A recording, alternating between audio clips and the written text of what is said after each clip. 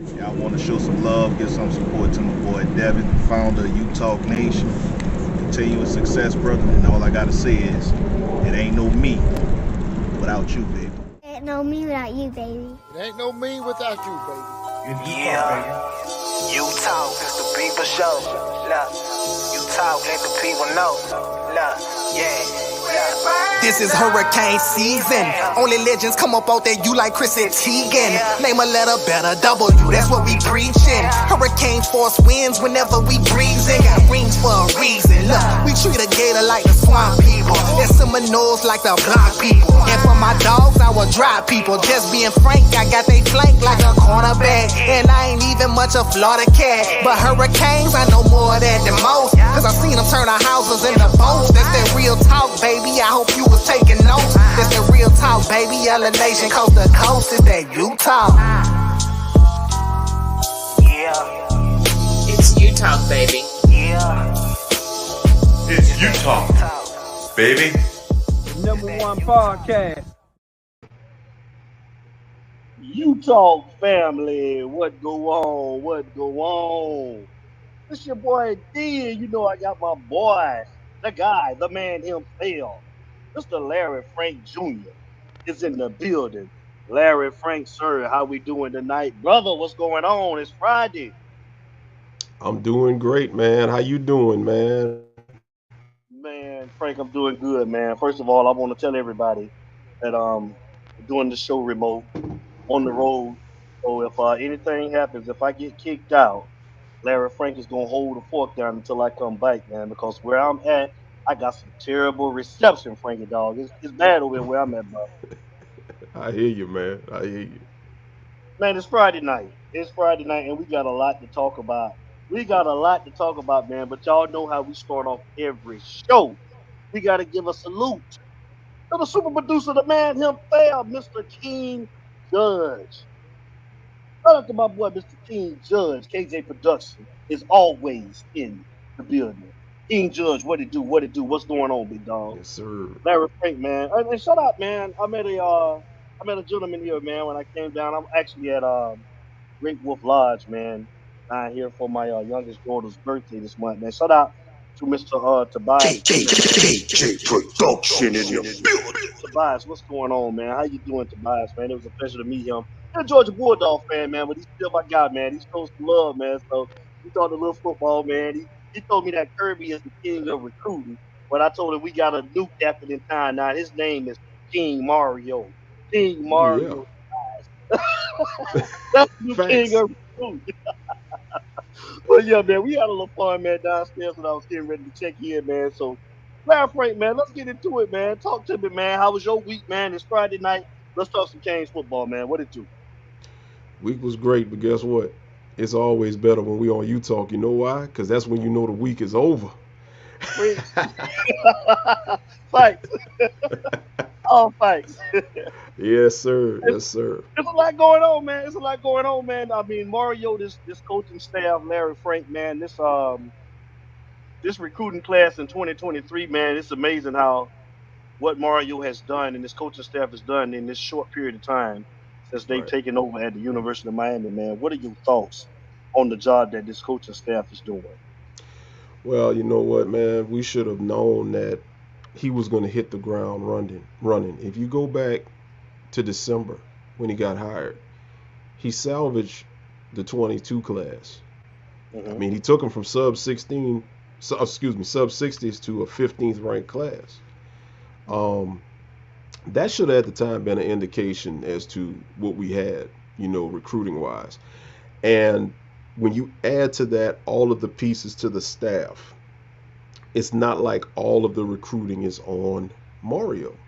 He has the staff that can go out there and work the different areas, work the different regions and positions of need. He's got like solid recruiters on staff that can do it. So coming into the 23 cycle, Thank you, Jay. Open the door, no, like always. Sorry about that, Larry. yes, sir. Oh man, that's all good. Nothing but love. Nothing but love. Appreciate the All donut. right. Um, Challenge. it was really, really, really beautiful to see, the 23 class take shape as it's doing right now. Because remember, just about a little over 3 weeks ago, we were in the mid 40s, you know, and in a 3-week span, he's taken us from, and I'm talking, he's been on fire. What's up, James? He's been on fire, taking us from the mid 40s to, with the Raul Aguirre commit the other day, bringing us to the 7th ranked class composite 247 as of right now. Now, rankings are going to really start to become official when they go ahead and start opening things up next month. But as of right now, man, he's killing it, because you are competing and getting commitments from the SEC. Right. I'm not just talking about 1 or 2 schools. You're taking guys that want, and really the irony is we're hitting Bama the hardest. The kids we're getting, Bama had them high on their radars. It was either us or Bama, or we were in the Final 3 or the Final 4 with Bama. But, you know, we hit Florida hard. We've hit LSU a couple of times. We've got a couple of them from Georgia. Still got another one that's committed to Georgia, or not committed, but Georgia's in his final grouping. You know, we got to see what's going to happen, you know. Right. And it's just a breath of fresh air, man, because how long has it been since we've been able to say that we can actually stand and compete with not just a handful of schools like Ohio State and Clemson and Alabama. We're competing with them and a whole conference known as the SEC. Yes. And you know, you may get from time to time maybe 1 or 2 kids that you might get lucky to get, but dude, like they're coming like wildfire, and we still got some more. You know, we were able to get Maui Goa, #1 tackle in America. Right now we're looking at the #3 tackle in America in Sampson. We got to see what his decision is going to be in a couple of I forgot the dates, but James will be calling in. James has a lot of that information, so James will be able to break it down better than I can right now. But also, I can't remember the young man's name, but I know everybody's seen it and everybody knows it. He's an Alabama target as well. Alohu, I know I'm jacking his name up, but everybody knows who I'm talking about. He's a 4-star tackle. So Mario has an opportunity to get a real deep trench class, really on both sides of the ball. And when you look at, you know, what he did in getting Jaden Wayne, that was major. That was huge. Now, we did lose Jalen Brown, but there was some chit chatter going on that some things happened, and there was a little bit of animosity with a couple of our guys, and also his mother lives 3 hours from Baton Rouge, so I'm not upset at that. So put that comment back. Allow us, Alan. You see, thank you, James. That's why James is my guy. I couldn't get his name right for nothing. Put J.O.'s comment back up. I wanted to address it right quick. I don't know how you guys feeling, but this is the best feeling I've had since about 18 years, knowing that we're going to have more than 50% chance of beating teams like Duke and Carolina. Right. And that's pure straight up facts. Because previously, you thought you had a good shot. You like, okay, we have a good shot. Now it transitions from having a good shot to we're going to beat them. You know you're going to beat them. You know, because we got superior talent, we got superior coaching than those teams that we're supposed to beat. So just to wrap up the recruiting phase until James gets on real quick, we're still waiting to see what Bonsu is going to do. Bonsu is the top safety target. A lot of people have compared Bonsu's gameplay to that of Avante Williams. And that's a beautiful thing, because now that you've got Avante and Kenshin's in the fold right now as entrenched starters, now this is where you start building your depth. And that's the key with what we were always saying. We just didn't have depth. We weren't deep at many positions. We have a good enough team to compete right now, and we're stacking the depth right now as we speak. And we still got a lot to go. Obviously, we're trying to make it to December, to signing day. A commitment does not mean that they're going to be here. But in order to keep them here, now that they're committed and they're pretty much looking at us, do what we got to do on the field. And that'll come. And one more thing I want to point out, too. The beauty of being able to establish a pipeline to IMG Academy. Yeah, you notice how over the years IMG supplied so many of those talented kids to all those other schools, and Miami never got any of them? Yes, exactly. Never. Right. So now, you know, to be able, and remember what we said a couple of shows ago, a great recruiter, college coach that does great recruiting, you have to establish relationships with the high schools. You got to get that. When you get those established relationships with the high school coaches, you're going to pull the best of the best. It's out of the other teams to beat you. So, it was just major, man, just to be able to get those guys. And, hey, look, man, they got classmates. They got teammates that are coming up behind them and so on and so forth. So it's a beautiful thing. What's up, B-Mac? B-Mac, what it do? So let me ask you a question. Now, to these guys currently that are signed, who was the biggest surprise for you that we got? Ooh, you hit me with a hot track. I got to think about this one. Well, you stupid. of all the guys that committed, the surprise that we got. You know what? It's hard for me. Who's that? Linebacker. What was his name? Oh, Aguirre. Aguirre. Yeah, I can see that. I can see that. See, part of me wants to say Rashada to an extent, but then I can't because Rashada was leaning towards Oregon, and he's off the West Coast, but he was leaning towards Oregon because of Mario. What's up, King Kyle? Jaden Wayne wasn't really a surprise. Ray, the wide receiver, not really a surprise. I mean, you see, that's the thing. We're starting to get guys that we know we should get. Oh boy, if I had to pick one right now, I'm gonna go with Maui Goa because he was the number one tackle in America. I'm gonna go with Maui Goa because of our struggles recently with offensive linemen and really having to reestablish ourselves in the trenches. And like I say, man, when you're the number one tackle in America, and you can look at Alabama's track record in recent years for putting those offensive linemen in the NFL. They put a few of them in there. They've got an instant path to the NFL right now on the line. So to be able to go in and get him over Alabama, who has an established pattern of developing and putting their linemen in the NFL so soon, I would say thus far would probably be my biggest surprise. That's what's up. Yeah, man, and shout out to the OG, man. Shout out to our guy, Melvin Bratton.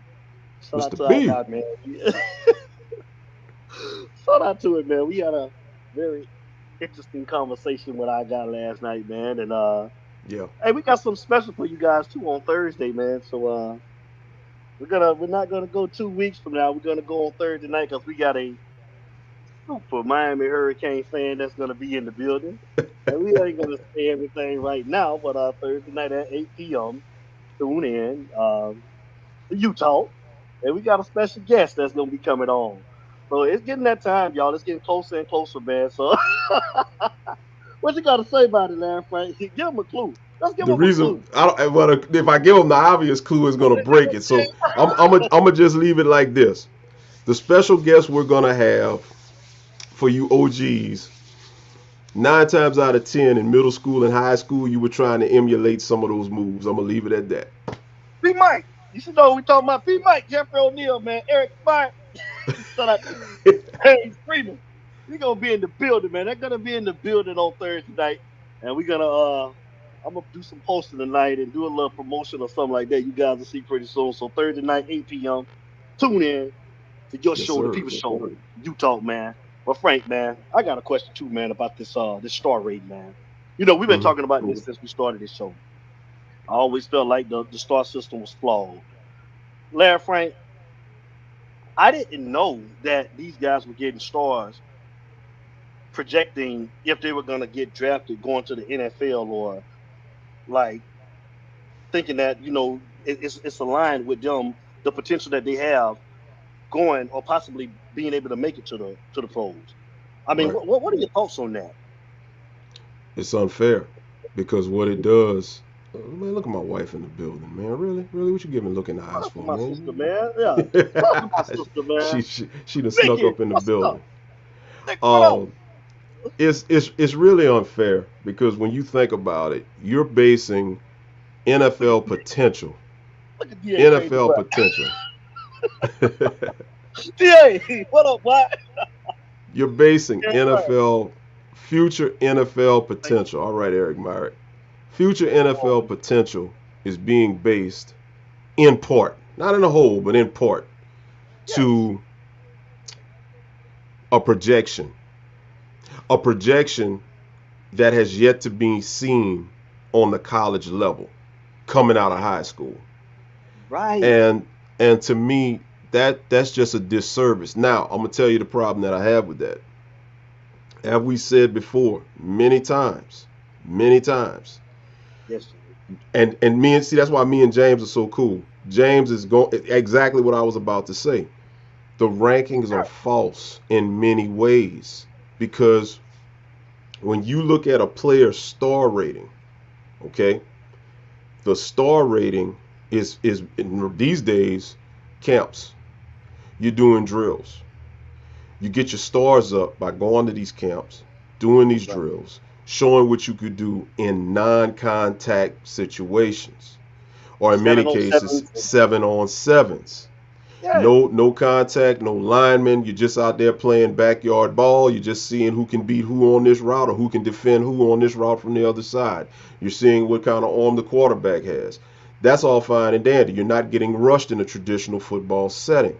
As we said many times before, too many great players did not have 5-star ratings. And the thing that really gets me about that, it really leads to a false narrative because, as James said, development is the ultimate key. Ed Reed was a 2-star / 3-star on some circuits. Ed Reed got no looks from anybody, not even LSU. It was Tulane in Miami. That was it. And he went to Miami, and look what he does. Becomes a Hall of Famer and one of the all-time greats. Yes. Right. So when you look at that narrative, it's just wrong. And what I don't like as far as what they're doing with the star ratings, the recruiting services. Let me check this out right quick. In the era of NFL, these false rankings can mess with the bags these young men can make. Absolutely true. Absolutely Yes, true. that's a fight, Five man. ranks, five ranks. Thank you for putting that up there. Absolutely Yes. true. But getting back to these recruiting services and these recruiting sites, I find it mighty strange, and we've been talking about it. We talk about it in our group chat, in the brotherhood chat. But I find it mighty strange that these kids are 5-stars until they announce they're committing to Miami. And then many of them, they drop the star from a 5 to a 4 because you're looking at the composite rating. And you see, the thing about it is on three sports, they're 1 and 247. Now 247, I'm old school. How you doing? What's up, Keisha? How you doing? I'm old school, all right? I'm a rivals guy. I always believed in rivals. That's all I ever knew, okay?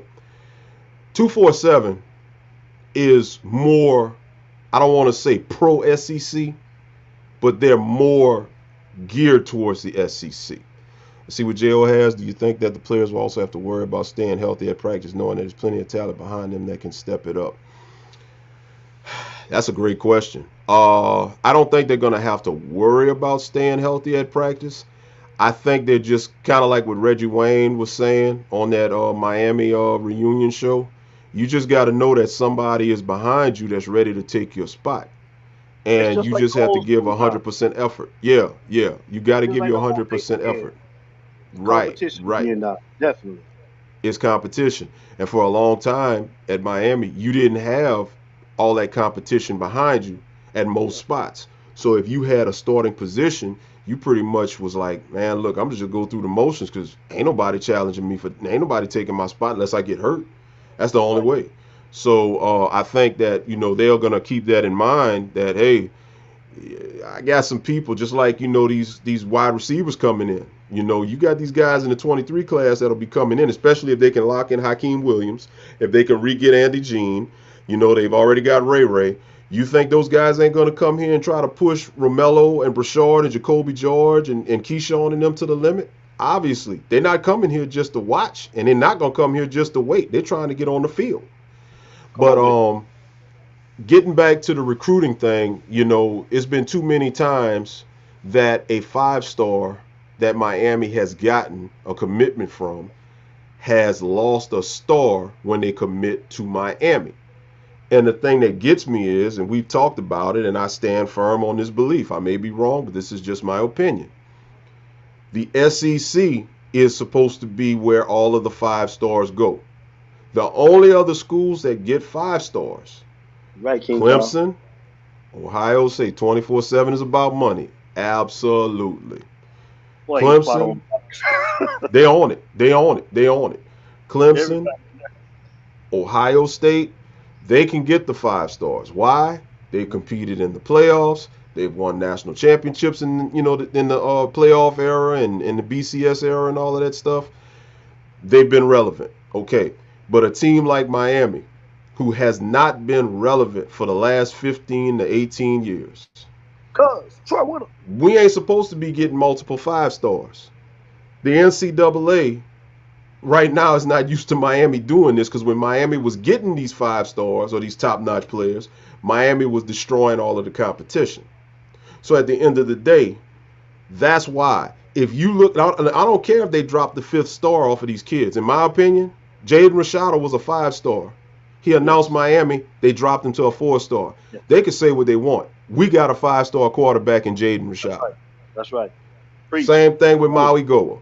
Come on. You know what I'm saying? So if you look at the composite, they only got Miami with 1 5-star. 1. When in actuality, at this point, Miami actually has 3. They dropped the ratings on 2 of them. So at the end of the day, it's cool. But that's okay.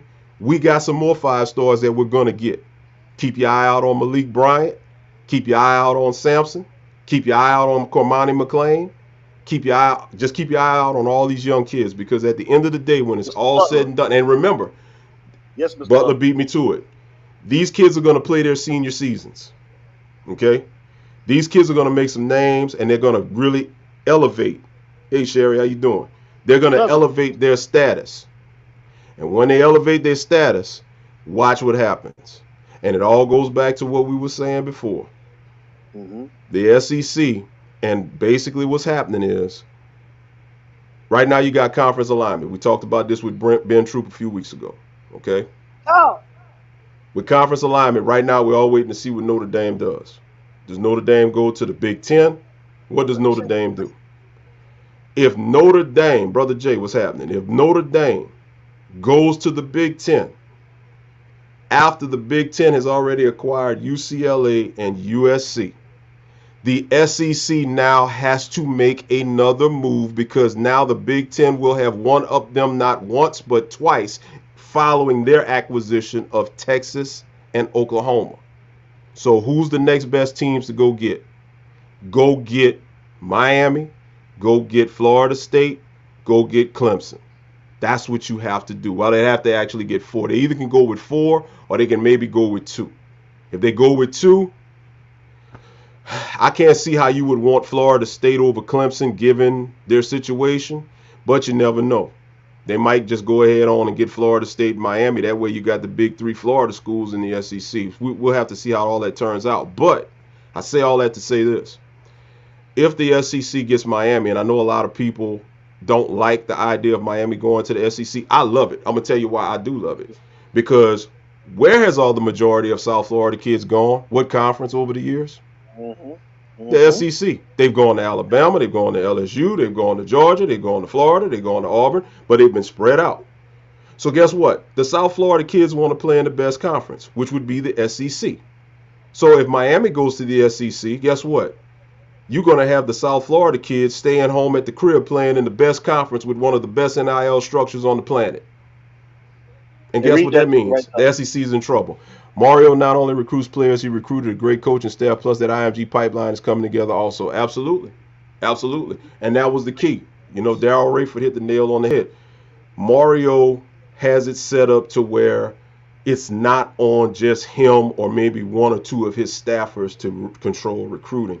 He has it set up to where he's got dogs all over the staff that he can send wherever. Look how we were able to go get Emory Williams out of Milton, Florida. He sent Frank Ponce down there in Florida State's backyard. And guess what? Florida State just lost 2 quarterbacks. They have no quarterbacks committed this cycle. Just That's saying. amazing. Yeah. And shout out to our brother, George Diaz, too. I spoke to him briefly today. How's he doing? He's doing good, man. Let's just say he got some stuff to be bringing to the show, man, pretty soon, man, because Cool. he told me to let everybody know that we're not finished in recruiting yet. And, Oh, you know, he done yes. been spot on with everything that he said. So we Call got it. a caller coming in, man. I'm about to pick it up. It's Utah. Caller, state your name and where you're calling from. Well, I was told to call in because you already know who this is. It's the Italian Stallion wanting to join the show and this beautiful conversation with you two brothers. So That's what's up, man. It's the Italian Stallion in the building, man. What's going on, James Freeman? What's up, James? Oh, not too much. Not too much. What's up, boys? Listen, I'm rocking the Utah hat tonight, obviously, and I got the Italian Stallion muscle shirt. So, That's my guy. Can't see me, but that's the truth. That's it. Hey, I got to look good for my Atlanta appearance. What can I say? So That's what's up. Make it happen. Make it happen. Talk to us, man. Talk to us, James. Oh my gosh, Larry! Again, as always, brother, it's hard to follow you, but it's also a pleasure because of all the knowledge you got and you drop. And like I said, we have our conversations some mornings when we can get it in where we're not working like dogs. But where do we want to start? Do we want to start with recruiting, or do we want to start with the star rankings? Because I got a whole drop of knowledge of where our past coaching staffs failed, especially with where our upperclassmen are. You know, the reason why Miami's not getting more love right now, boys, is the fact that, and I should say Utah family, is because look at who is on our roster right now with the with our upperclassmen. But let's talk about recruiting, because I don't want to talk about like just the depressing stuff. Let's talk about all the exciting stuff. We've waited, like Larry said, 15 to 18 years for this. And, you know, let's get into it. I agree with you, Larry, right off the bat, that the biggest surprise had to have been Malagoa coming to Miami. Had to be right away. And I'm going to tell you why. This kid in December was waiting for an offer from Alabama. It was his dream school. He gets the offer. And he ain't going to Alabama. He's going to Mario and the U. So that was huge. That's number one. Okay. But realistically, you know, that takes care of that. But look at the names that are going to be committing in the next couple of weeks. And I want people to mark these dates down on their calendar. And here's the thing. With Mario and the staff talking to these boys, they might even move up these dates. So the thing is that I want you to pay attention to this Wednesday coming up. You already mentioned Jaden Bonzu, big-time safety out of East Side Hillsdale in New Jersey. That's typically Big Ten country right there. Well, guess what? The state of Miami has extended its flag and borders up to there. That boy ain't going to Ohio State on Wednesday. I think he is a cane. And what you're going to get there is a hard-hitting safety. He's 6'2", 205 pounds. Here's the interesting thing about what Mario is building, guys. Look at the heights and the weights of the players position by position. And you compare it to what we had a couple years ago being recruited. It is no comparison. He is putting monsters out there. The linebackers that we thought would be decent or what have you, these are the same size guys that he's putting at safety with just as much, if not more, speed at the position, baby. Speed kills. And this is what a guy like Jaden Bonsu brings to the table. And, you know, watch, he's a low 4-star. Let's see what happens, Larry, when he does commit to Miami. Do they drop him to a 3-star? Right. You know, this is something that we got to watch. You know, this is something we definitely got to watch. And here's the thing. Like you said, the evaluations haven't come out yet. But if anybody watches this boy's tape, this boy hits like a truck every time. Go watch his highlight reel, his huddle, or what have you. You'll love it, honestly. The guy hits like Ed Reed and Taylor, different size type kid, and from a different area altogether, but has that passion and what Mario's looking for that brings to the youth. July 23rd could potentially, and I'm going to stick my neck out here, that could be the day that Miami plants a flag in the SEC's butt and basically says that we're back. Okay, so check out July 23rd. You have Jonel Aguero, 5-star safety, who's pretty much down to Miami or Georgia at this point. Don't be surprised if he joins Bonzu, because they're looking for 2 safeties. Iron sharpens iron. This is going to be the next guy to step up when Kitchens and Avante go make their money in the pros. These are the guys they're targeting. Linebacker, a very big position of need. I hope this boy isn't trolling us. I feel good he's going to commit to Miami on the 23rd, but look for Malik Bryant, big old kid, 6'2", 235, out of Phillips High School in Orlando. 4-star. He's got his Twitter and all his social media all Miami right now. Like I said, we've been burnt by that stuff before, so I hope that he's all in. I think he's all in. Why wouldn't he be all in? Has anybody looked at our roster at linebacker lately? Him and Popo can step in there right away, and we ain't even talking about Bobby Washington, who's a fine, prospect, 3-star, and one of the twins that's committed to us already, and he himself is already 6'2", 6'3" at 215. So these are the type of linebackers that we're getting right there. And exactly right, King Kyle. The state of Miami is the whole country now. Larry can even say that I put a whole map of the United States in our brotherhood chat. That's the state of Miami or whatever. He did. This guy's pulling the number one prospects from across the country. And then here's the other thing. He's smart to do that, because those boys, when their football season starts, which is about to start already right now, coming up with the fall practice, and then the high school season kind of starts a little bit earlier in August, it seems, every year. He can get the South Florida kids to come visit whenever they want. It's proximity. These other kids, it's harder to get them on campus, and this is when you got to do it in the summertime. And I know they got a barbecue coming up where they're going to get some players there, but the truth of the matter is that after July, it's go time in August. He's going to be busy. The staff's going to be busy getting this season ready, and this is when you got to bring it. And this is where our staff was missing it big time the last time. The previous staff was just out of it. But the other 2 guys to watch for on the 23rd, besides Aguero and Malik, is shoring up that offensive line. Samson Okunloa, 5-star. Let me tell you something. This kid, everybody wants. He is a monster. They call him Pancake Honcho. Don't you want to see the name Pancake Honcho for the Miami Hurricanes? I mean, it's been our own O-linemen getting pancaked by defensive linemen. This is going to be the other way around with this kid up there. And he's from Brockton, Massachusetts. Top tackle. I mean, the fact that we're not only going to get Big Malagoa, but him, I mean, how dare they even think about dropping this guy's rating when everybody and their brother has offered this kid? He's got like 60 offers. That's a 5-star when you get like more than 10 or 15 offers. Are you kidding me? So, right. And then the other one, who's a 4-star, who's basically said it's down to 2 schools. And no disrespect to Mel Tucker. He's the king of the transfer portal. He sure showed our staff last year what was up.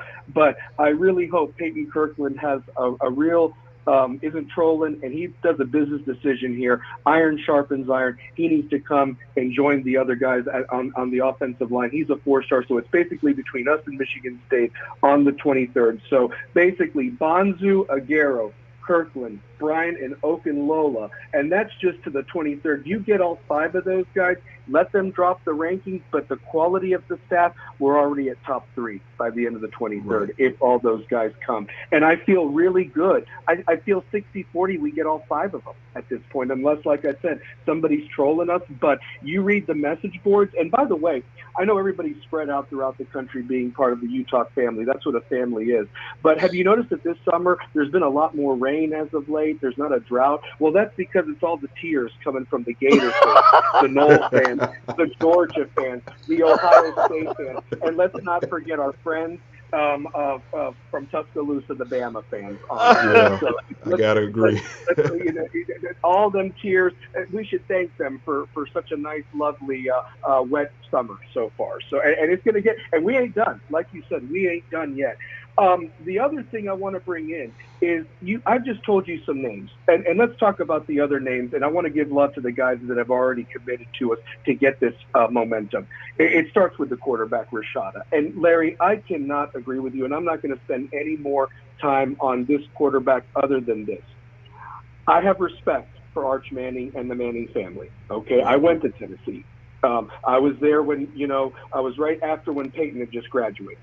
The point is, though, that realistically, the competition that boy goes up against, you can't tell me he's a perfect 1.00, whatever his ranking is in 247. Look at the competition that kid faces. I'm not going to say he's not going to be a great quarterback and doesn't have the pedigree, but the fact that 247 not only dropped Rashada's ranking to a 4-star once he committed to us, but the fact that they didn't even acknowledge how well he really did at that Elite 11 camp. Okay, and Emory did good too. They did everything they could not to talk about the 2 Miami commits at that Elite 11 camp. Those are facts, guys.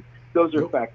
If anybody that attended that said those guys were just as sharp as all those other kids, it's called the Elite 11 for a reason. And the fact is, you got 2 of those guys in your backyard right now and committed to this school, and they're going to be the quarterbacks of the future of this program. So I'm very happy with Rashada, and realistically, Robbie Washington was even quoted telling, I believe it was Kane Sport. He did an interview. He said that Jaden Rashada, if he was here on campus right now, he'd be the starter over Tyler Van Dyke. Those are some big words to say. I mean, obviously, we love Tyler and we want him to have a great year. But for another, incoming guy to make that proclamation rather, I mean, that's ballsy. That's big time, especially when this guy, Van Dyke, who we love and really was the only exciting thing about last year, is a top 10 kid in Mel Kiper's NFL draft for this season. Not next year, but this season coming up. So, but we're getting the goods with Rashada. And, you mentioned Ray Joseph, Robbie Washington, as I just mentioned, all those tight ends coming. They have really laid the foundation. And look at the names that are still on the board that are still considering Miami. And I'm just going to give you the star ratings right now. David Hicks, the best defensive lineman in the country out of Texas. That young man is the son of an NFL player. It's a business decision. Keep an eye when he commits to somebody. Nicholas Harbor, 5-star athlete that they project to be a defensive end. Cormani McLean, who DVD's working his mom like anything that can be done, and hopefully he gives us a shot to come. 5-star cornerback. The other big defensive end from IMG, that pipeline opening up, Samuel Mpemba, 5-star defensive end. Hakeem Williams, just like you mentioned, Larry, 4-star wide receiver. Olas Alinen, I think that one's in the bag already. The big Finnish kid, #1 guy out of Connecticut. Again, talking about how the state of Miami has expanded immensely. You get that kid, and that kid was pretty much all Alabama, and now it looks like he's all Miami. And it's just about when he drops the ball to come to Miami. His family was here for an entire week visiting from Finland, and basically they loved it. He loves Miami. He loves Mario, and he's really bonded with the other guys that they're talking about getting on the offensive line already, like Malagoa and Okunlua. So keep an eye on that one. Reuben Bain, 4-star defensive lineman out of Miami Central. Damari Brown, 4-star cornerback out of American Heritage. That's Delvin Brown's son. Andy Jean, I think he'll recommit to Miami Northwestern. I hope he does, because I think his tape, frankly, was better than Jalen Brown's. Stanquan Clark, 4-star linebacker out of Killian High School. Chris Johnson Jr., 3-star running back, fast as lightning. If you haven't seen this kid, he's going through the process, probably will be a December commit, but he's definitely going to be one of 2 running backs I predict in this class. I'll get to that in a second. And then Tommy Kinsler, who just decommitted from Florida, he could drop and commit to Miami anytime. 3-star O-lineman, but already 6'6", 300 pounds. And then they drop a bombshell, three more guys for you that they've dropped a bombshell on that nobody saw coming, and now we're a player for them. Damon Wilson, 4-star edge rusher out of Tampa. You should see this kid's highlight reel. His first step, he just makes the tackle look silly, gets to the quarterback, and he's a big kid. 6'4", 230 already. I mean, just speed and size at the position. Jordan Hall, 4-star defensive tackle, big kid out of Jacksonville. Apparently, they were saying if you read 247, like you said, Larry, he's cold as ice with us. But if you talk to Miami insiders, Mario's right there. Mario's right there. And then the last one that kind of came out of nowhere, I don't even know if we're in it for this kid, but the fact is we offered him, we're his 15th offer. He acknowledged us on Twitter. Big kid out of the West, Samu Tamapepe, 6'4", 380 pounds. Watch this kid's highlight reel if you haven't. I mean, he moves the offensive line back. And if he's not getting the dude, one of his other fellow guys on the defensive line is cleaning up the tackle. I mean, this kid is a difference maker. I'm not saying we get all these guys, but I want you all honestly to tell me this, and Utah family, I want you to say this. Do we even get half of these guys or 25% of these guys if the previous staff is in here? Absolutely not. I don't even think we recruited. No way. Absolutely not. No, absolutely not. Absolutely not. This staff, and here's the other thing. To go back to the star. Hold on, James. Hold on. We got to give you some flowers. Hold on. We got to give you some flowers. Kyle Stallion says y'all need to add this dude to the team. Kyle, he already is. He owned it. He's been on the team. Kyle, you just been away for a little while, buddy. You just been away for a little while, but he's already on the team, bro. Yeah. Much love.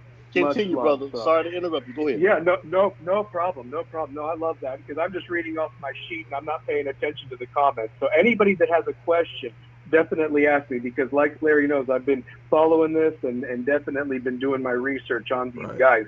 And also, James, before you continue, let them know what's going on Saturday night with you and Larry. What are you guys going to be doing on Saturday? Yes, absolutely. So I have a rule.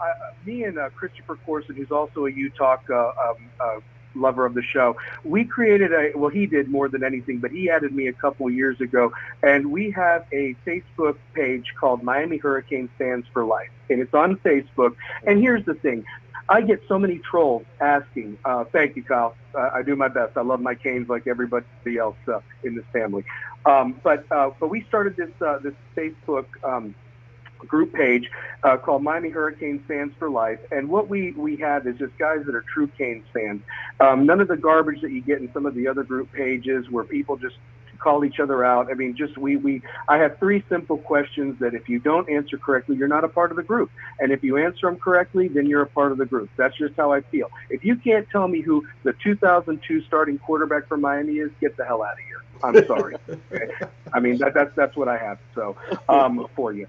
But truth be told, tomorrow night, I've tried to get a show on for a while, the Italian Stallion show, and George has been on there, and Larry's been on there before. But tomorrow night at 6 o'clock, we're going to be on for at least an hour talking on there. So I'd love for people to come on, listen to us, and we're going to talk more about the same stuff here, and probably go a little bit deeper into some of the recruiting classes that I was going to bring up just very briefly here, so we could get some other people on and talk more about the other stuff that's going on with the program. So catch us at 6 o'clock Eastern tomorrow night on the Miami Hurricanes Fans for Life page.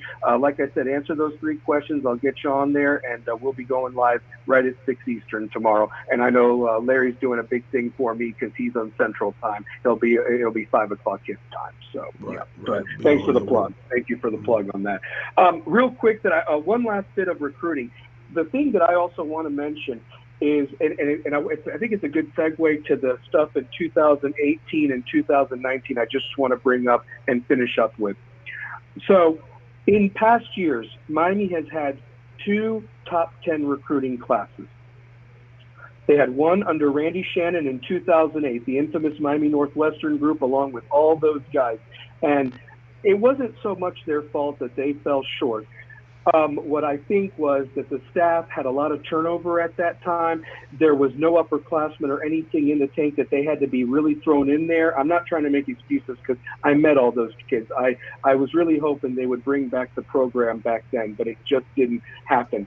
And what ended up happening was because of staff turnover, rumors of Shannon losing his job early, your 2009 recruiting class was not number 1 or top 3, whatever that one was rated. It was closer to in the 20s and in the 30s. And you can't do that. You can't do that. And then it all fell apart afterwards with Al Golden. We ain't even going to get into that. Then you fast forward to our magical season of 2017. You had all those recruits there for the Notre Dame game. We blow them off the field. And that class, we missed out on a couple of guys. Like the kid that went to Georgia that's now playing in the NFL, and the boys from American Heritage. We only got Silvera, who was the worst of the four. But the quarterback that went to Alabama, I can't think of his name right now. He's the son of the guy that played for the Dolphins, Surtain. That's it, Surtain. We missed on some guys from that recruiting class, but still, depending on who you ask, we were a top 8 recruiting class, depending on the service.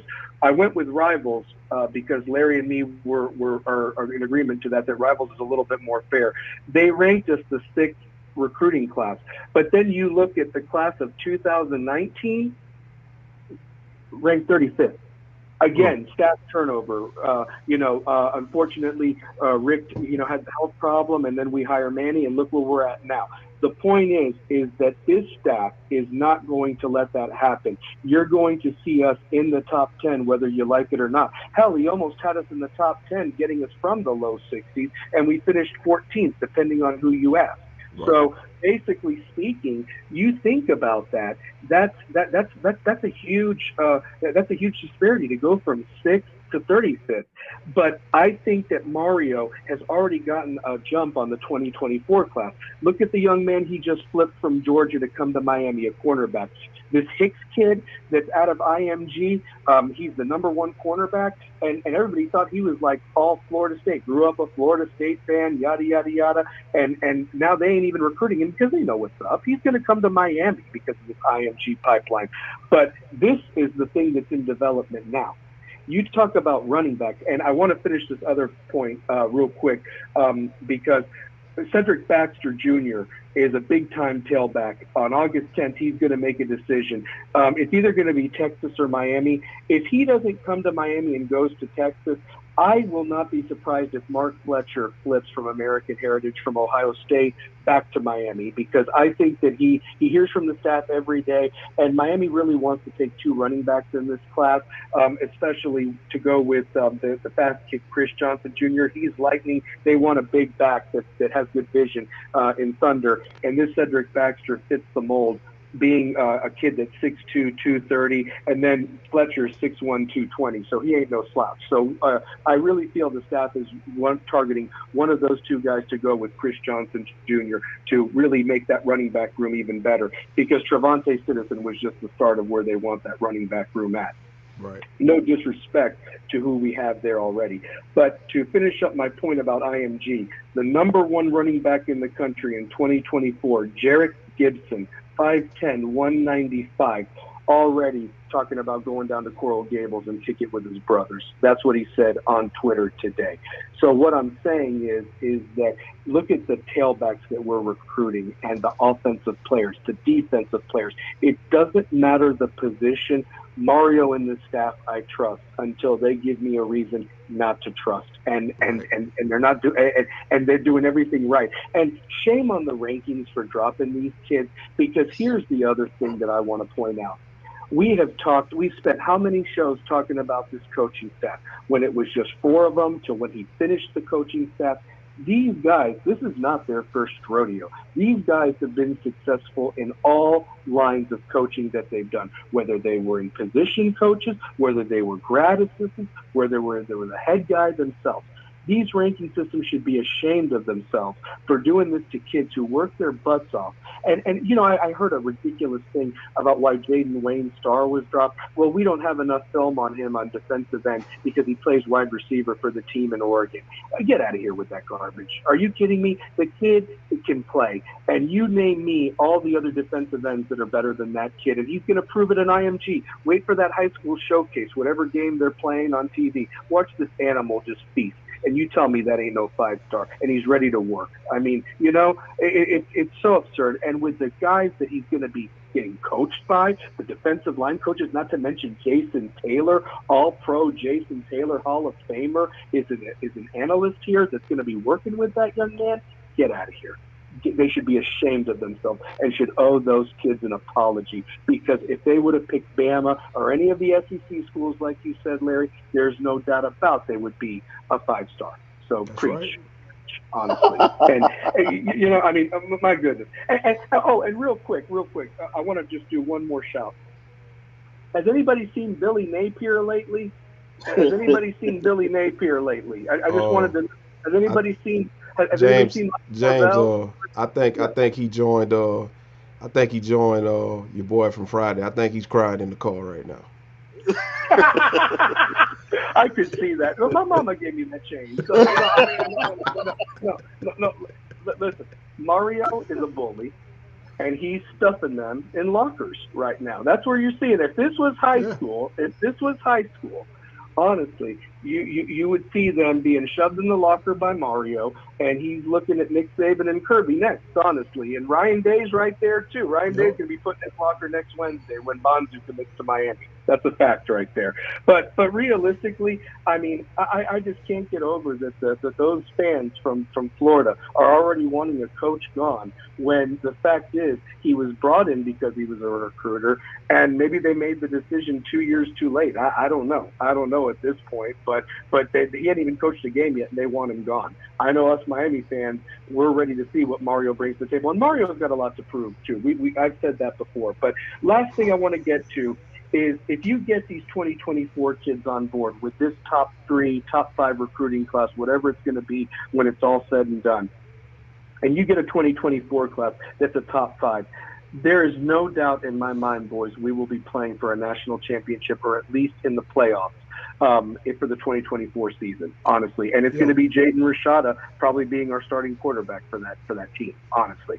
But the reason why I bring that up is, look at these star rankings, those now. Class of 2018, it was ranked number 6, ahead of Alabama and Clemson. Can somebody tell me how many playoff appearances we've been in? The fact that we were ranked ahead of Alabama and Clemson that year? None. And we played them in a couple times since those rankings came out, and they blew us off the field each and every time they played us. So I don't know who was ranking these guys, but this was that recruiting class. And I will tell you how many guys are left from that recruiting class.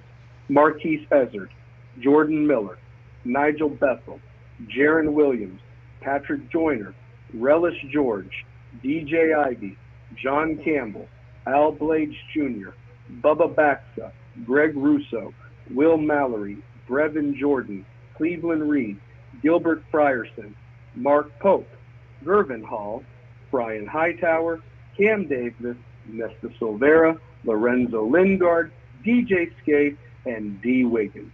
From that group, any of you guys want to just take a quick shot of how many are left? There were 23 guys that signed in that class. How many do you think are left on this team? I know John Campbell is still here. What about DJ Ivy? You said DJ Ivy too, right? Ivy's still here. Ivy's still here. Yep. Maybe 4. Not bad. Devin, what do you think? That's what I said. 4. That was Devin. Oh, that was Devin. What do you think? I'm gonna go ahead on and do like on The Price is Right. I'm gonna have to go 5. Okay. Well, you would win. I see Kyle and Byron put 2.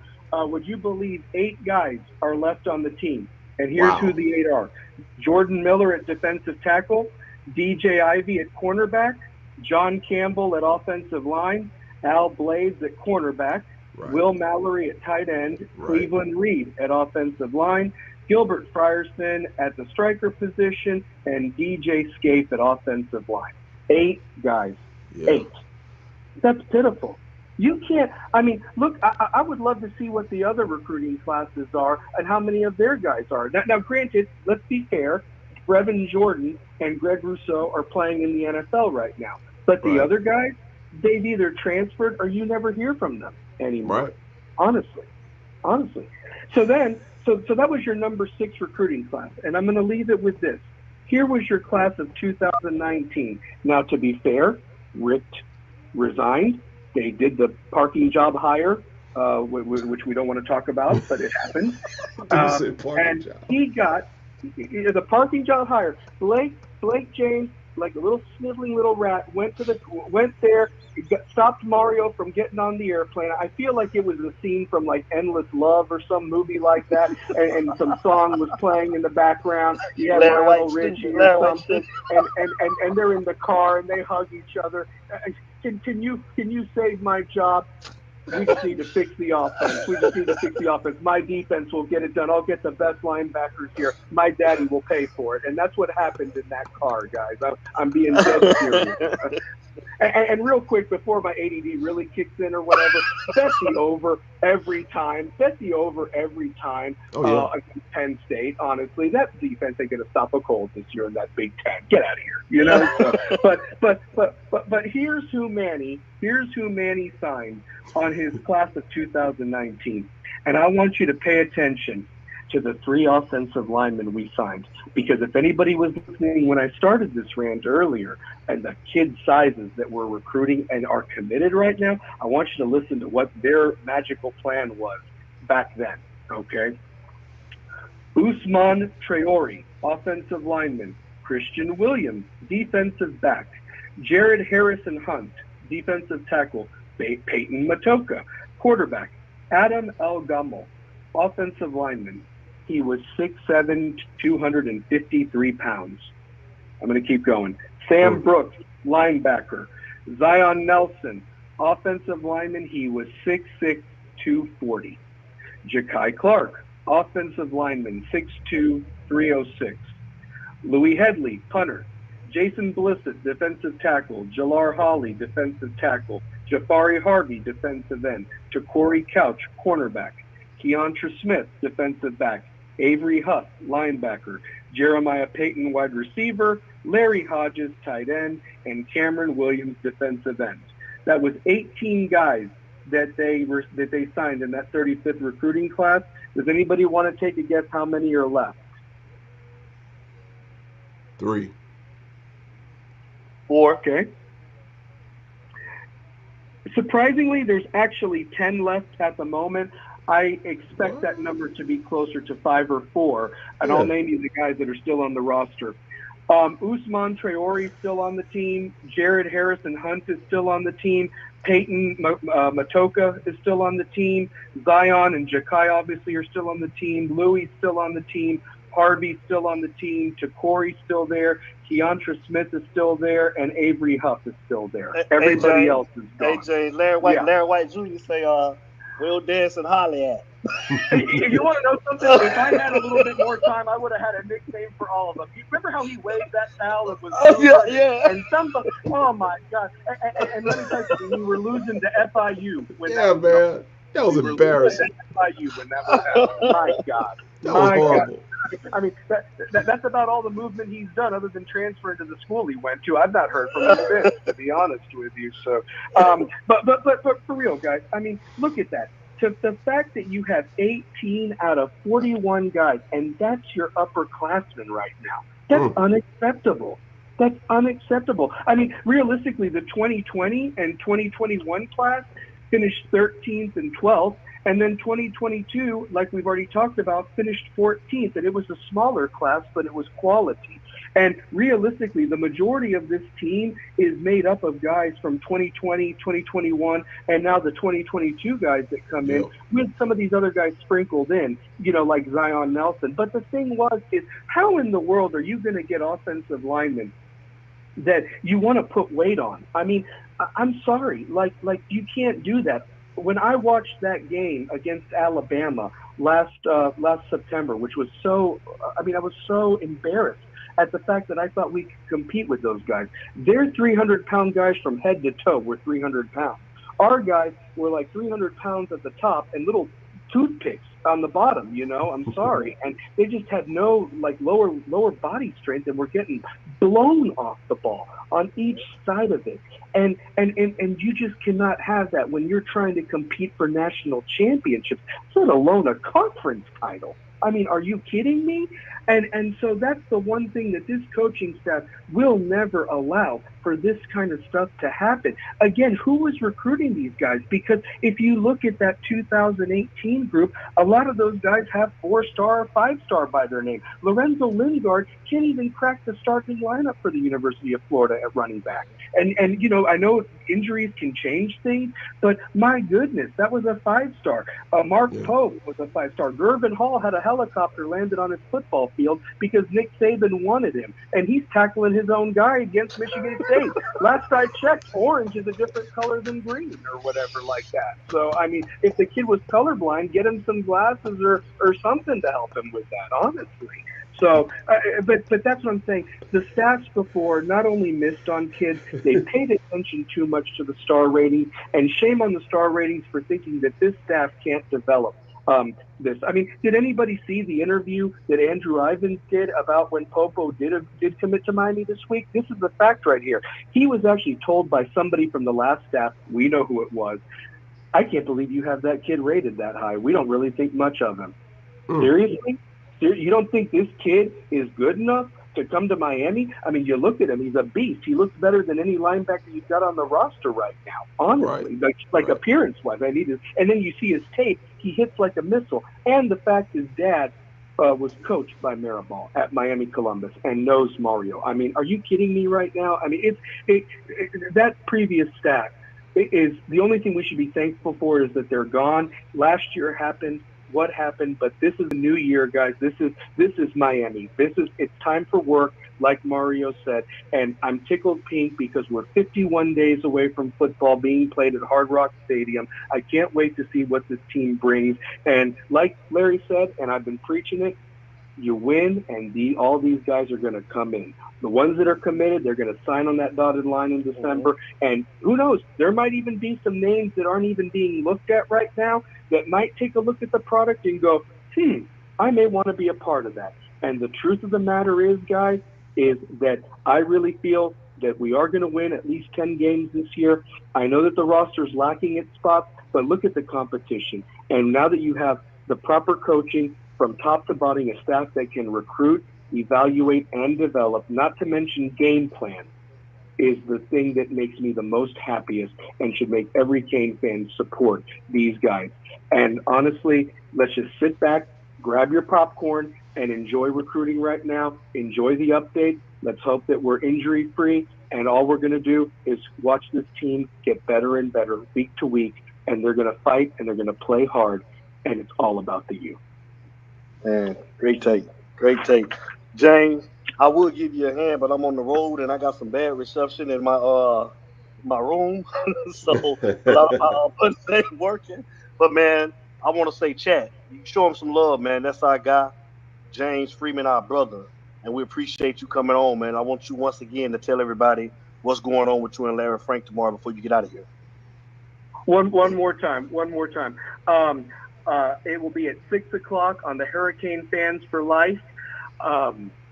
At 6 p.m. tomorrow night. And like I said, if you're not a part of that group page, answer the questions. I'll add you on there and join us, and just be ready for a discussion because we're going to talk a lot about more of this stuff. And I already see Cuban Kane Hayton on here. He said if he wants to know if you guys are taking calls after this. He wants to debunk a lot of this and so forth. So no, it's all good. It's all good. You want to know something? I want Cuban Kane to give me a hug when we win the national title in 2 years. So there we go. Anyway, so yeah. All right, guys. I love you. Larry, I'll see you tomorrow, and definitely tune in. Safe travels, Devin, and check your Zelle after the show. Okay, For sure, man. Always, man. I appreciate you, man. Tomorrow it is, my brother. Can't wait. All right, love you, brother. Okay. All right, much love. Okay, brother. All righty. Straight knowledge all the time when you call in. Every time you call in, man. Straight knowledge. What's up, Antonio Abner? What it do? What's going on? Hey, shut up, man. My brother was in the chat. My big bro was in the chat, man. Daryl Streeter, Footballville, was in the building, man. Streeter done had some. I mean, you know, we watch Streeter, man, and him. Shout out to Hayes, man, too, man. Our brother, Coach Hayes, man. Yeah. He had Warren Sapp on that, man. I love that damn interview. Yeah, that was a great interview. Oh, my God, man. Shut up, man. I would have told him to come in the chat, but I didn't know how long he was in. You know, he don't never tell me no, him and Coach Hayes, but they don't never say no to us. You know what I'm saying? So, goodbye, guys. I'm going to bring And real quick, I just wanted to answer Jeffrey O'Neal when I put the 3 up. I'm giving him 3 years. I'm giving Nick. He put the question about that question right there. When is Nick going to tell Alabama turn off the lights? The party's over. I'm giving him 3 years. The reason why I'm saying I'm giving him 3 years, the meltdown has already started. You saw the meltdown how he had a couple of months back with Jimbo and calling out Deion Sanders. Obviously, it's going to be a problem with what's happening with Miami poaching, these recruits from Alabama. He's complaining about NIL. He's complaining about potential conference realignment. This is something that Nick can't deal with, and Nick's ego is too big to take all of these shots. So real quick, just to answer Jeffrey O'Neal's question, I'm giving him 3 years. I think if he can find a way to win one more national championship, he'll leave. Otherwise, he may go. If he can't get another one within 3 years, I think in 3 more years, he'll call it quits. Because right now, he's like 70 years old. So he ain't going to be coaching much longer anyway. But with all of these factors in college football, he don't want it. Real quick, right? Right. He don't want it. He don't want it. Cuban King, come on. Telephone number 404-981-3997. Come on, Cuban King. We waiting on you. Waiting on your call. Come on, and shout out Cuban. to everybody in the chat, man. Philo, what it do? Shout out to the big dog, Larry White Jr. That's my brother. He in the building. We got a call coming in right now. It's a 305. Somewhere down there in the bottom where my boy Larry White Jr. from. Hey, as you talk, call us. State your name and where you calling from.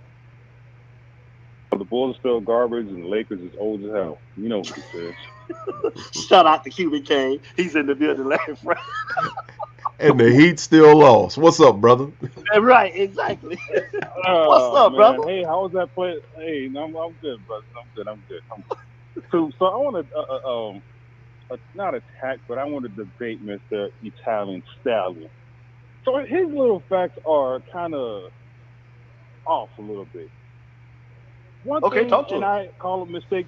I call him mistake B is because he got this job by mistake, and he had a decent season last year by mistake because he played his players, right? The first pass he brought in, a bunch of them dudes are starting. The next pass that came in, they're balling, so on and so forth. Mistake Diaz was a horrible coach, horrendous coach, but he did bring in some ball players now. Let's not. The reason why he lost his job is because he was playing that 2018 Ricks class. That class was probably the worst class that ever came through UM's history. Only 2 players balled in that team, and we still have one from that team, Mallory, which should not be on the field. I'm trying to give Mario a warning: do not play that 2018 class. Mallory's going to drop a touchdown, drop a key pass, drop something, and he's going to cause you a game, and we're gonna fuss, all right? Mistake Diaz's fault was he played that 2018 class. If he would have came in and put his players in, he would have put Van Dyke when he was a true freshman, put all the boys in when they were freshmen, his class, he still would have been coaching today. But this is why I call him Mistake Diaz. He should not have been a coach because he does not know how to operate or manage a roster. Mario needs to be smart as well.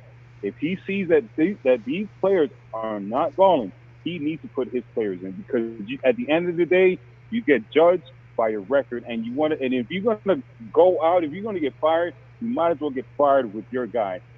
Mistake Diaz lost his job because he was playing with the brick guy. He played Nkosi, he played Jared, he played Nesta, Donaldson, so on and so forth. You just look at that starting lineup last year: Pope, Wiggins, I don't say these other people's names, but number 8 on defense, number 26 on defense, number 7 on defense, they all screwed it up for Mistake Diaz. So to say that we didn't have ballers, I think we have some raw ballers. Van Dyke was all first team, he was rookie of the year for the agency. Williams was balling. We have ballers on this team. The problem was Mistake Diaz did not play them. And we were all bitching and complaining about that at the Michigan game. We were like, why aren't we playing our young guys? Why aren't we playing our young guys? And as soon as our young guys came in, what happened? The season turned around.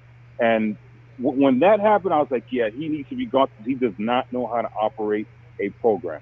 But to say that we didn't have players in that's BS. We have players that fit the measurements. I mean, we seen Jalen Phillips come in looking like a toothpick, looking like a grown-ass man when he graduated, right? So all these, this is kind of like hindsight. We put a lot of blame on Manny, but one thing that dude did correctly, he got this roster right. We're forgetting how messed up the roster was when Shannon left it off, when Golden left it off, and when Rick left it off. One thing Manny did, he gave Mario a good roster.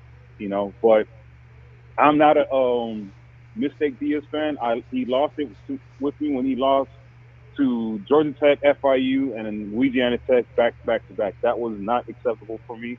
But that's my spiel against the Italian Stallion. And one more thing, Devin, I need your boy to pull it off. I need your boy to get Parsons from Florida State so I can talk so much trash to these Florida State fans, because that will be hilarious. But you think it's gonna happen though, QBK? Me and Frank was talking about that. I think it's going to happen, and I need it to happen because I am going to talk so much shit to Florida State fans, because these Florida State and Florida fans again. I'm battling them every day on Twitter, Facebook, everywhere, because they're just north. Because they just have a horrible. They have no coach, so on and so forth. So, but yeah, I just had to say that because sometimes we spit this false narrative out there about. Hold on, I want you to look at the screen. I want you to look at the screen, Cuban King, because James is commenting on what you're saying. I'm gonna run back through the 3 messages that he just sent. He said, "I got the first one up. Tell me when you're ready for the next one."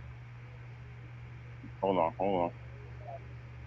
I was reviewing 18 and 19, but he was talking about Zion's class, right? Well, he was saying too that he said that Enos brought in TVD, Stephen Fields recruited a lot of those guys. Where the linebackers Diaz it don't matter. In. We put just think about this class that Mario is killing it. We're not saying that Strong, Fields. We're saying Mario is bringing these players. At the end of the day, it falls with the head coach. We've never said, hey, this position coach is bringing. No, this is Golden's class. This is Shannon's class. This is Rick's class. This is Diaz's class. This is Mario's class. We don't separate. I don't know when we started doing that. This is the thing that I don't like about our fan base sometimes. Like you pick and choose when we want to favor an argument, But that's all I'm saying, brother. That's what's up, man. Hey, man, you gonna be in Atlanta for the Georgia Tech Miami game, the Utah Hurricane Bash, man, that we putting on? You gonna be here? I'll probably be there. I'll be there with my Heat shirt on. Heat hat. Don't worry about it, man. I'll throw him out the building. Yeah. Am I gonna get VIP? Am I gonna get VIP? No. You be in the parking lot. Not with that Heat jersey on. You was gonna get it definitely, man, but not with that Heat jersey on the front. Yeah. No, man. This is discrimination.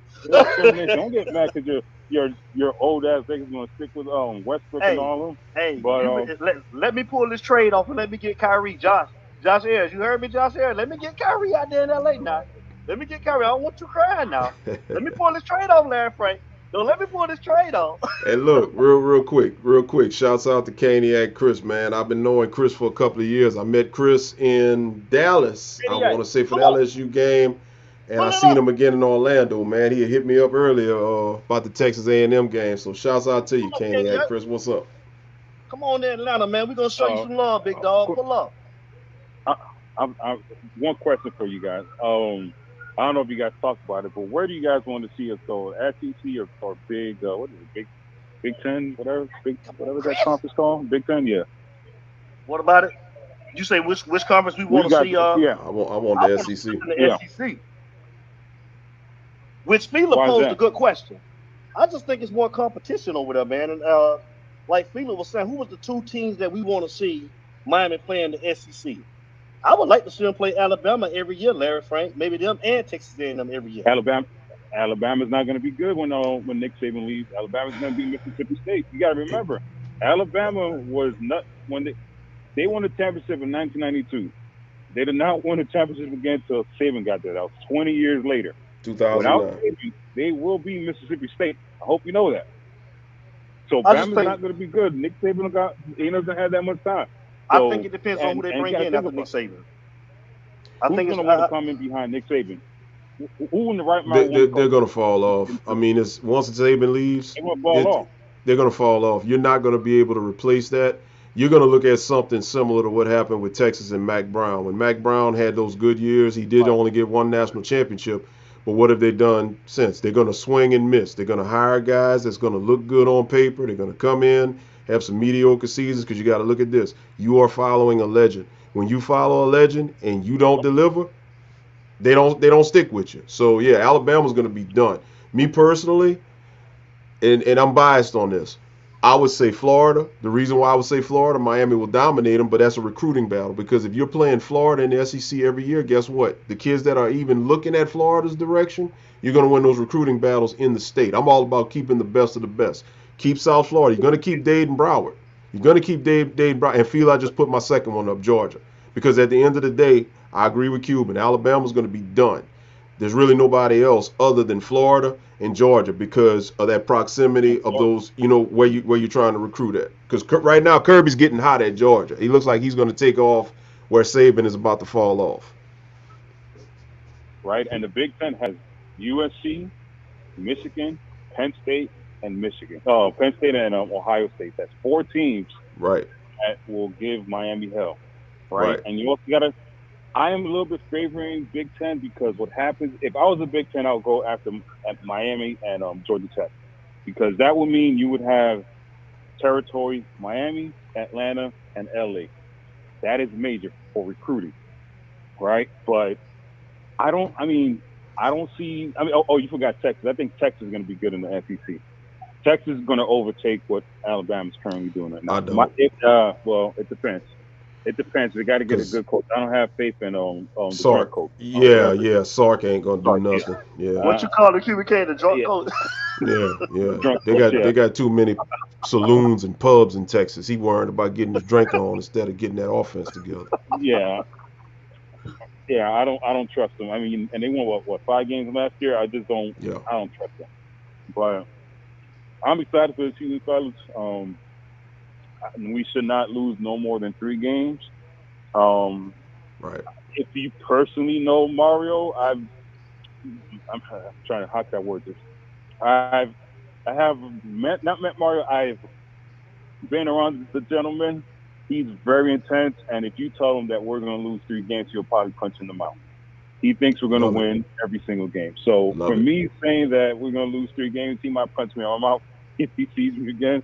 But our fans are saying, give him, man, if you know Mario's not about that. Give me 10 years, give me time to build. Mario wants to win right now. He's a true alpha personality. He has that I'm going to win it at all times. So I'm holding to expectation that he only would hold himself, right? Mm-hmm. So I'm expecting a hell of a season from the Canes. Hopefully everybody stays safe. We're too deep and we just ball, but we need to put that mistake that we had last year to the past. Let's not talk about them anymore and let's move on, because what Mario's building is something special. I was not a believer in Mario. I was a Lane fan, right? But he's proven me. George Diaz told me, hey, he's gonna do this damn thing, and George Diaz is right. So I got to give props to George. He told me to tell you what's up today too. Yeah. So I gotta give props to George. You know what I'm saying? So George was he had a good he had good insight. So, but that's all, fellas. I'm out here at this Marlins game. The stadium is empty. The Hurricanes should be playing out here instead of this garbage ass Marlins team. But it's sad, man. This is sad. It's a pretty ass stadium, but this should be the Hurricane Stadium, man. But yeah. Hey, hopefully next year Lakers make the playoffs, and the Bulls don't be hot garbage. You know what? I ain't got no comment because your Heat, man. I know you speaking. He hung up. He know what time of the day it is. He hung up because you know why? Because guess what? He know Bam ain't gonna be in Miami no more. They trading Bam anyway. They looking for the deal I was reading the other day. They trying to shop Bam around. So Bam gonna be gone. All he was talking about was Bam all last year. Now Bam Brooklyn or wherever. They trying to get KD anyway. I saw KD that Miami's one of the destination spots possibly for KD. So I don't know, man. Let me take one more before we get out of here tonight. No, Kyle, it's all for it, buddy. It's all we classic, Kyle, man. It's you talk. Call and state your name and where you calling from. it is funny. Kyle Solid, man, 954 Lickadale, baby. Lickadale. There he is. What's up, Kyle? In a minute, man. Our brother, man. What's up, Yeah, I know. Kyle? Stallion. I finally got this 7-Eleven phone to work on YouTube now. That's what's up. What's up, Kyle? How you been doing, man? It's been a minute, brother. Man, How's it going? I just been trying to hang in there, man. You know, I've been following you guys. I've been seeing your show, but like I say, this 7-Eleven phone I've had the last 2 or 3 years, I can never get on and talk as much as I'm talking now. That's what's up. Well, you here now, man. Talk to us, man. What's Appreciate your thoughts you. on everything that's been going on, big dog? Man, you know, I knew from day one, once they hired Mario Cristobal, that's what they call him down here. Yep. Mario Cristobal. I heard that name floating too many times. I knew that the body of work that he's doing right now, you know, that was very important for Alabama to get him back then when we took him we took Al Golden over Mario, and actually turned out to be a blessing for us because now he had a chance to go to Alabama and learn under the new age of to run a program. And then, you know, he branched away from there, went to Oregon, put his boots on the ground there, and tried to establish something, which everyone knew he wasn't going to win no championship out of Oregon. But you see his body of work what he established out there. But now we get him back here on this end. Now he has the experience, but he also got a chance to float way to the West Coast and actually help his recruiting out like he's been doing as of late. And now he brings all this stuff back down south because when he was at FIU, he did a good job recruiting there, but he couldn't get those high 3- and 4-star players in there because of that lower tier conference. But he was getting good guys out of Miami. Hilton, that went to play for the coach. He was getting good players there. He just couldn't get the marquee guys in the city. But now that he's on the ground now, the sky's the limit. And like I said, like everyone say, especially the guys that live down there, they know this is just the beginning because majority of our overall talent is in these next couple classes. It's just receiver heavy in this class here. But the next couple of years, that's when all the DBs and the receivers, the running backs. So we miss out on if we miss out on these running backs this year, we still got some, Sherman still got a monster down there. I think 24. So we got, and he's just a better back than all these guys they're showing now. Right. Dillon has a running back better than the guy that Miami's looking at now. He's not even starting. He's the starting running back, but the guy that starts better to me is better than him. He's just faster. So we're doing a good job, man. We definitely in the right path. We going the right direction. I can tell you that. That's what's up. Thanks. Well, let me ask you a question, Kyle. You coming up for the Georgia Tech Miami game? You having a Utah Hurricane fans, man? If you can get up there, we want to see you. I don't think I'm gonna be able to make that because I'm supposed to be having some medical stuff done to me in September. Oh, so okay. Hopefully that gets done. I need to have surgery on my previous military injury. They gonna finally take care of it. Now it's been some years, but they finally gonna take care of it. And hopefully I would love to come to it, but hopefully I don't have to come to it because I done had the surgery because I've been kind of jacked up the last 3 or 4 years. But if I can, I definitely try to make my way up there. So most definitely, and prayers up to you for that, man. I'll be in touch with you. Oh, yeah. Most definitely, man. Yeah. Yeah, I'm on my knees every day, man. I'm all right. I'm still kicking. I know y'all see the pictures and stuff I be sending you. I'll be out most there definitely to some of the practices and stuff. Most definitely. Yes, sir. Hey, man, make sure you tune in on Thursday night this week, man. We got a special guest, man, a super Miami Hurricane fan, man, that's gonna be on the show on Thursday. So you guys, it won't be 2 weeks from now, man. We're going this week on Thursday. Got a special guest, man. So after the show, I'm gonna do a little posting, and I'm gonna go in and put it up, man. So you can follow the show on You Talk Sports Show over on Instagram and You Talk Sports Show on Facebook. Twitter, the same thing. You Talk Sports Show. You'll see the special guest who's gonna be on the show on Thursday. So we're gonna have a little fun, man. This guy loves the Miami Hurricane, and he's gonna come check us out on Thursday night at 8 p.m. We So got one of these comedians. You got Hey, any comedians that active this time? hey, man. I ain't gonna get you my boy, man. So I tell you behind the scenes, Mr. Stallion, man. But I'm gonna let everybody. Hey, man, y'all just don't know. We got Miami Hurricane fans everywhere, man. And he gonna Yeah, be on the show on Thursday night. So y'all tune in 8 it's gonna be a p.m. pleasant surprise. Okay, I will, man. I go and get off the horn, let somebody else chime in before you pull off. But hey, thanks for having me. And it's you talk, baby.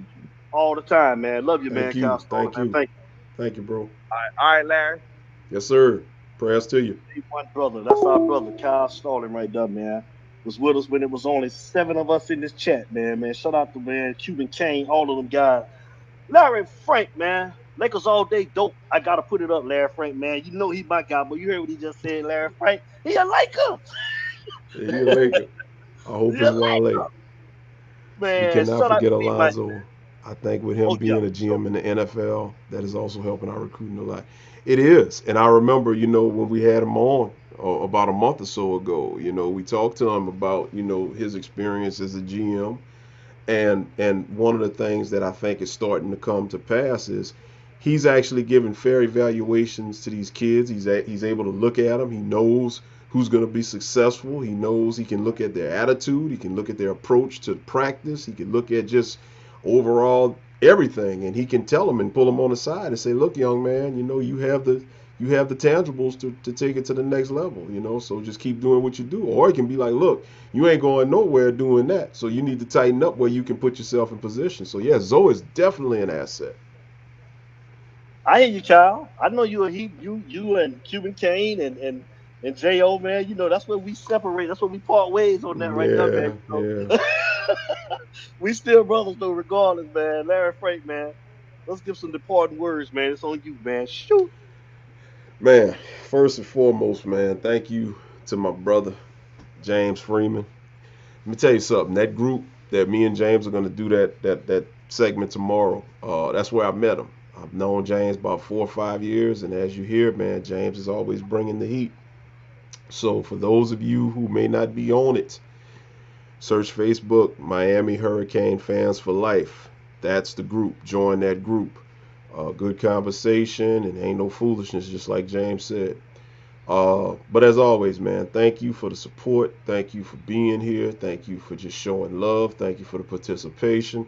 And just thank you for just being who you are, man. Because, hey, man, when Devin says it's the people show, it's the people show, man. Without y'all, we just be having a conversation, just the two of us, So y'all interaction makes it what it is. So thank you, as always. Yeah, like you say, thank you guys as always. It is the people show. Like you say, it's all about you guys. We bring up a topic, we give our opinion.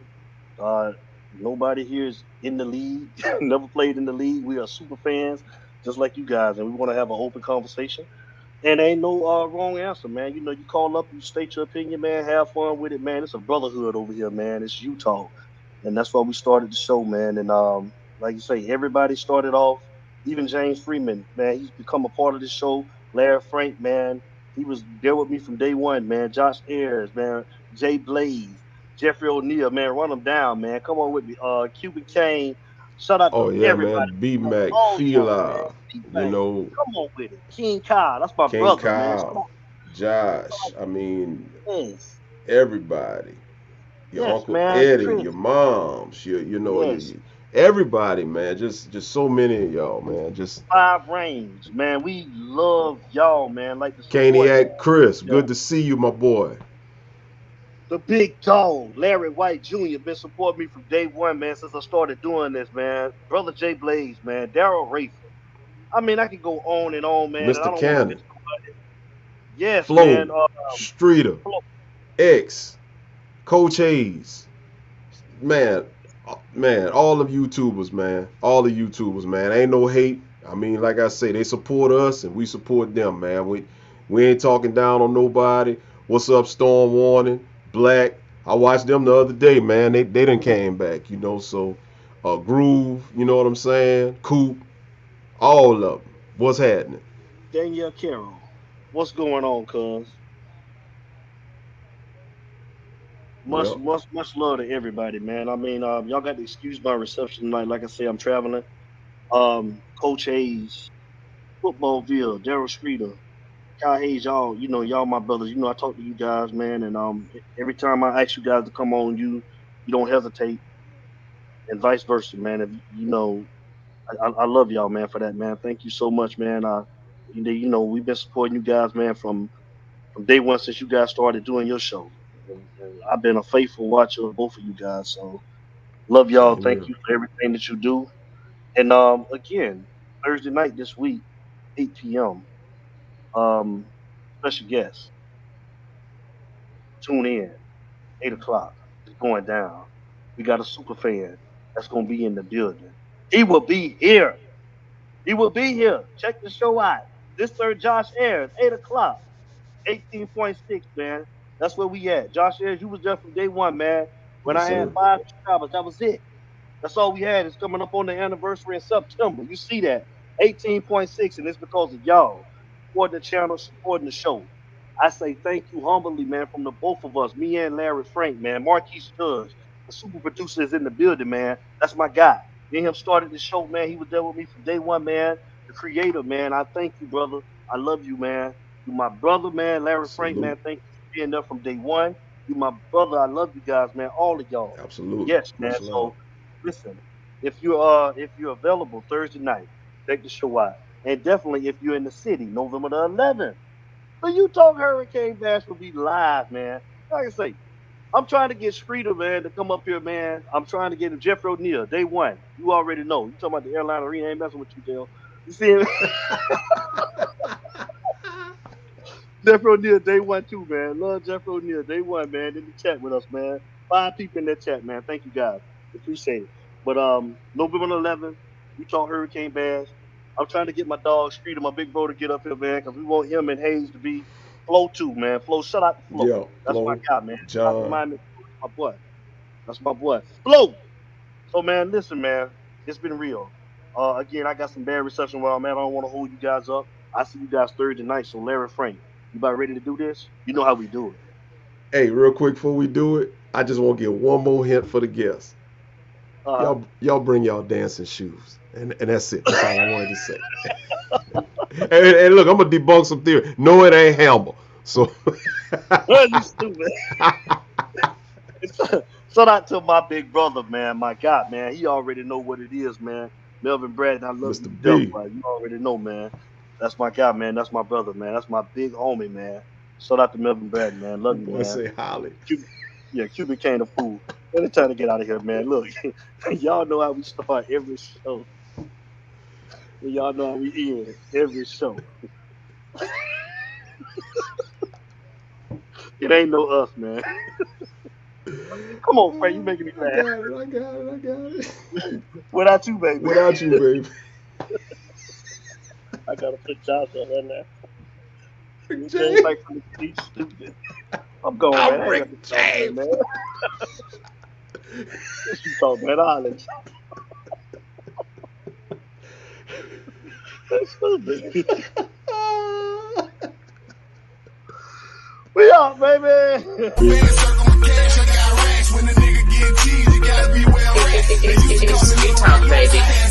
But not a kid, Gucci for real, look at the tax. Best trap alive, look at the facts. They ain't what you call me, shot it and just did. Push a little weight in my hood and then flex. I'm on the Nike shit for real.